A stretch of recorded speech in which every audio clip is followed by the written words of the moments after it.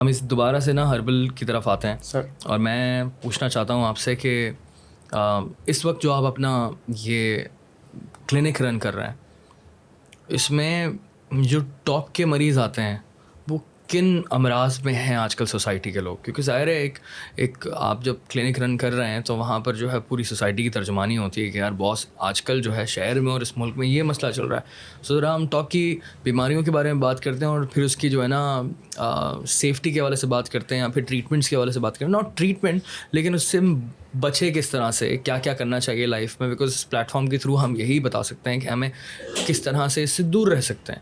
تو یا please talk about those problems. Bacterial infections اور وائرل انفیکشنس تو ایک الگ چیز ہے، وہ تو آتے جاتے رہتے ہیں چیزوں کو. بٹ اگر میں بڑے اس میں بات کروں امراض میں یا بڑے ایک ویژن میں، تو آج کل جو سب سے زیادہ ایشوز میں نے دیکھے ہیں وہ فیمیل ہارمونس، فیمیل جتنے بھی ہارمونل ایشوز ہوتے ہیں وہ بہت زیادہ ہیں. میل ہارمونل ایشوز بہت زیادہ ہیں. ہڈیوں کے ایشوز بہت زیادہ ہیں. سروائیکل لمبر کے ایشوز بہت ہیں. گھٹنے کے ایشوز بہت ہیں. دین اگر بات کی جائے ڈفرینٹ قسم کی ویکنیسز کی، جس میں ہم اعصابی کمزوری جنرل ویکنیس کو لے لیں، مسلس کی ویکنیس آ جاتی ہے. یہ ساری چیزیں بہت زیادہ ہو رہی ہیں. اور معدے سے ریلیٹڈ بہت سارے ایشوز دیکھنے کو ملتے ہیں. کانسٹیپیشن، ڈائریا، ڈفرینٹ قسم کے معدے کے امراض جو کہ کچھ جو فوری ٹریٹمنٹ ہوتے ہیں ٹریٹ ہو جاتے ہیں اور کچھ ایسے بھی ہیں جو کہ بہت زیادہ ٹائم ٹیکن ہوتا ہے. فیمیل ہارمونس میں کس طرح کے مسئلے ہیں اور اس سے بچا کس طرح سے جا سکتے ہیں؟ دیکھیں لائف اسٹائل کے changes. Life style number 1، dietary issues number 2، اور نمبر 3 اپنے آپ کو تھوڑا سا نیچر کے قریب لانا. کس طرح کے ایشوز آتے ہیں؟ نارملی بہت کامن ایک چیز ہے انفرٹیلیٹی، تو یقیناً ہے وہ سیکنڈ اسٹیج آ جاتا ہے. لیکن فرسٹ اسٹیج کی بات کروں تو پی سی اوز یا پی سی او ڈی کہتے ہیں یا پی سی اوز کہتے ہیں، وہ بہت کامنلی لوگوں میں، خواتین میں بڑھ رہا ہے from the age of 14 to 35-30. تو اس چیز کو ریکگنائز کرنا پڑے گا کہ یہ کس وجہ سے ہو رہی ہے.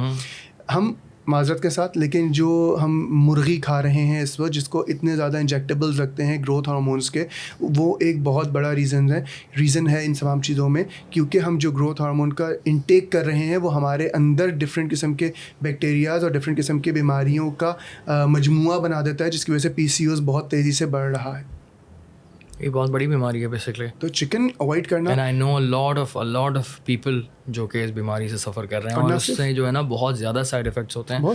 ایک تو ان یوزول ویٹ بڑھنا شروع ہو جاتا ہے، اینڈ دین پھر مینٹل ہیلتھ بھی کافی زیادہ خراب ہوتی ہے. فزیکل ہیلتھ کے ساتھ ساتھ بہت زیادہ پرابلمز ہیں یار. سر اور نہ صرف یہ کہ فزیکل ہیلتھ، مینٹل ہیلتھ، بلکہ ڈفرینٹ قسم کی الٹی سیدھی چیزیں. انسان ڈپریشن میں چلا جاتا ہے، کبھی کبھی انزائٹی میں مبتلا ہو جاتا ہے.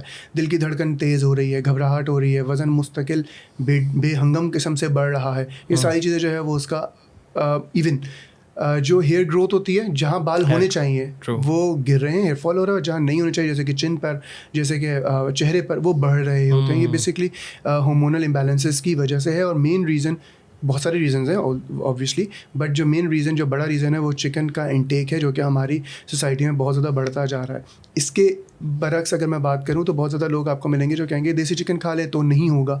دیسی چکن یقیناً فائدہ مند ہو سکتی ہے as compare to the white chicken, but اگر اس کو وہی فیڈ نہیں دی ہوئی جو برائلر چکن کو دے رہے ہیں، اگر اس کو بھی وہی فیڈ دی ہوئی ہے تو اس کے اندر بھی وہی گروتھ ہارمونز موجود ہیں، یا کم ہیں بٹ موجود ہیں، وہ بھی اتنی زیادہ سیف نہیں ہے. آرگینک چکن از سم تھنگ ڈفرینٹ. دیسی چکن، مصری چکن یا broiler chicken is totally different thing.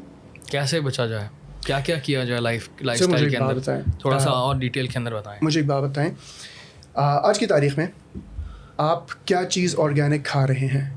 کیا چیز ایسی ہے جو قدرت کی طرف سے جو آپ کو دی گئی تھی وہ آج آپ ویسے ہی کھا رہے ہیں؟ آئی تھنک فروٹس اور ویجیٹیبلس تھوڑے بہتر ہیں.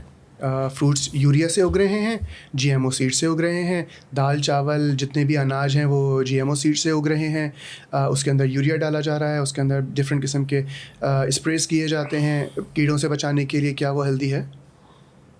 چکن آپ اس طرح لے رہے ہیں، دودھ آپ کہتے ہیں انجیکشن کے بغیر نہیں نکلتا، تو اس کے لیے انجیکشن لگ رہا ہے.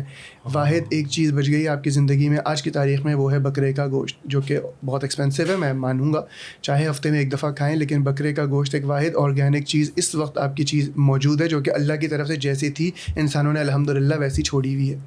فش تھوڑی بہتر ہے. فش اگر سمندر کی ہے تو بہتر ہے, اگر جو ہے وہ کھارے ریور کی ہے, میٹھے پانی کی ہے, تو اس کو بھی فیڈ سے ہی آج کل پونڈز ڈفرینٹ قسم کے, آپ یہاں چلے جائیں ٹھٹا سائڈ پہ آپ کو ڈفرینٹ پونڈز ملیں گے, اور وہ فارمنگ ہو رہی ہے. تو فارمنگ کا مطلب یہی ہو گیا کہ اس کو بھی وہی فیڈ دی جا رہی ہے, یا یہ فیڈ دی جا رہی ہے یا کسی بھی قسم کی کیمیکل فیڈ دی جا رہی ہے جو کہ نقصان دہ ہے. ہاں جو سمندر کی مچھلی ہے, کیونکہ وہ انسانوں کے ہاتھ میں آئے گا نہیں سسٹم کہ نمکین پانی کیسے کریں اور کیسے اس کو گرو کریں, تو وہ بچا ہوا ہے ابھی تک الحمد للہ.